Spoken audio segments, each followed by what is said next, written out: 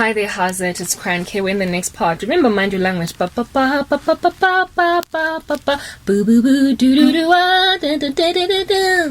Yeah, that Chinese girl in Mind Your Language, there was something very ominous and eerie about how it is that they were allowing her to continue like that, because literally China, what it was then is now what it is now, today. It informed, instructed, and educated what in the world China is today. And so we're basically all kind of screwed because of China. But thank God we're leaving. Rapture and tribulation. Come Jesus, come. Marry that band.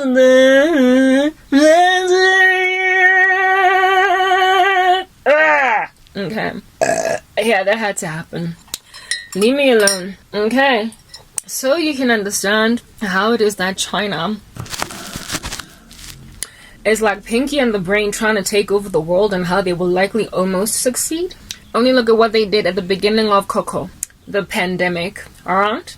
They were the first ones to go and lock everybody up. They're still busy doing that, by the way.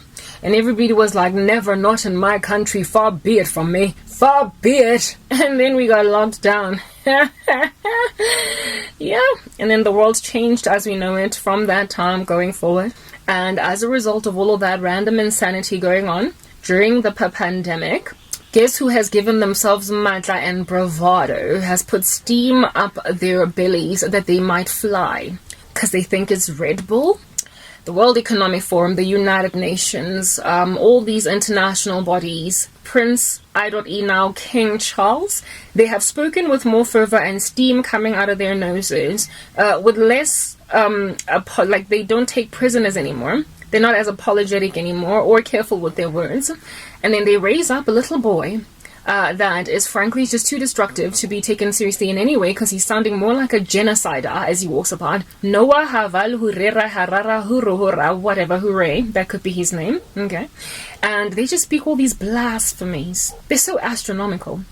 On the rooftops, just like vomit them. Voila. Burping them like Karabo every so often, burping. And it's like, oh my goodness, such a taboo thing. Should not be spoken by a human being so seriously taken by such big people in the world. What are you doing, speaking about us being extinct and a transhumanistic agenda coming to robotize the human race, and how as Homo sapiens this is the very end of ourselves. We've reached the tail end of ourselves as Homo sapiens, and so we might as well merge artificial intelligence with our DNA. What are you doing? Somebody stop this Haval Oki. Somebody stop him. Hello, come on. His name is Noah Haval Hooray. Yes, that's his exact name. He is that bold guy chilling over there in the World Economic Forum. Way too liked by Klausy Schwappy. Somebody stop him. Hello, this is very dangerous language. Don't you see he's dangerous? He's basically trying to coup the world over. You know, he reminds me of that guy from Terminator, the one who just never dies and comes out of a burning bus looking like a silver man. He'll just morph into something that's very destructive for the general world. Somebody stop him. His name is Noah Hovali Hooray. Somebody stop him. Hello. Hello. Hello.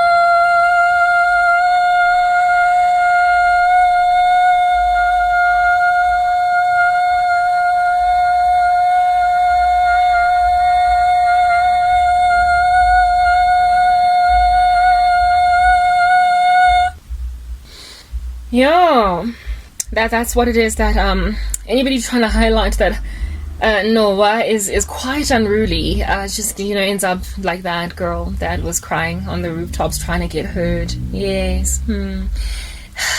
Prior to 2019, Noah would never have spoken such blasphemies. He was just some historian, some overly clever guy that should just have stayed at a university lecturing. But now he's like running the world and is basically telling everybody that the Homo sapiens species is about to be extinct, and he'll have everything to do with it because he knows how to put nanobots inside bodies. Yeah, the global elites gave themselves oomph, power, impetus, and general girth, and bravado, arrogance, and fascist mindset, speaking loftily like Hitler as the orator that he was, while getting taken seriously. They were only able to start being so bold with their obvious trying to take over the people's freedoms agenda after 2019. After 2020, after the pandemic, they done did it. They got brave because of China. China prospered to cause the whole world to go into a lockdown. Because they started it first by blocking everybody's movement, and then the disease continued to spread and spread and spread. It grew,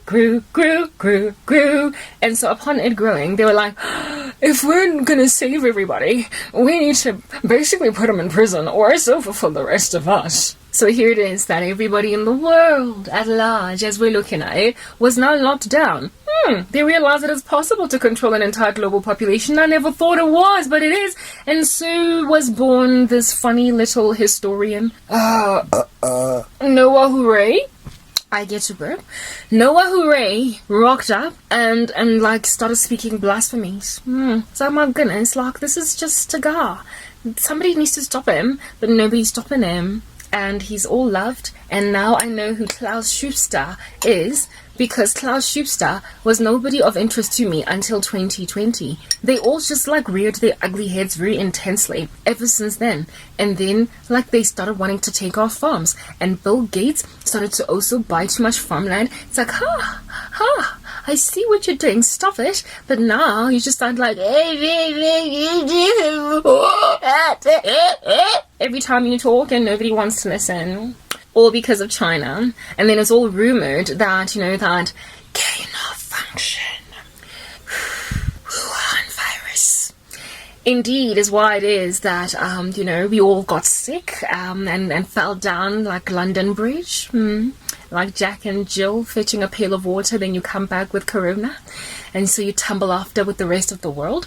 Allegedly, apparently, it commenced in some, laboratory right there in Wuhan.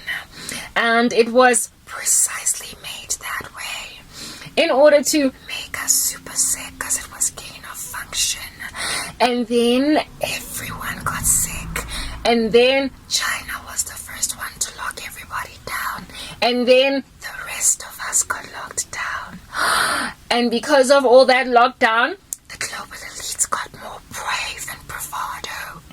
They decided that, hey, this is the perfect time to restore to ourselves all the power we lost at the Tower of Babel.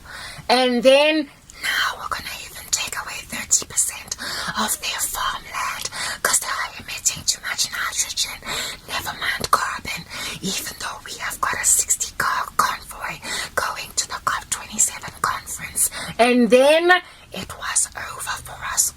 All because of the Wuhan virus. Siso Sasa. I didn't say virus. I said Cyrus. Okay. Herein lies the world now being a little less leg-roomy as it used to be because of China. Because of China. Do you not see how this country is so stealthy and yet so successful that they are going to literally uproot you, America, as you look at it. So today you pride yourself in having dollars. About that being maintained as a thing. Ping or Xi and Putin both are megalomaniacal and they both want to take over the world, and they've got a temporary alliance right now to like knock out the superpower that is much too powerful for them to knock out the way that is the United States. But understand that Ping or Xi is going to turn his face against Putin eventually once America has fallen. Not that it's anything for you to mind if at all you know Christ, because you will be gone in the rapture when all that stuff like flies out the curtains. However, I'm here to explain to you why I'm not going back to TikTok on a very intellectual level and also a very spiritual level that you might understand is not about just walking away from a bunch of zombified mentally ill patients in a proverbial mental asylum called TikTok. It is about the fact that TikTok is destructive to me and my soul due to the fact that it's a bewitched platform coming from the world's most megalomaniacal nation. Next part.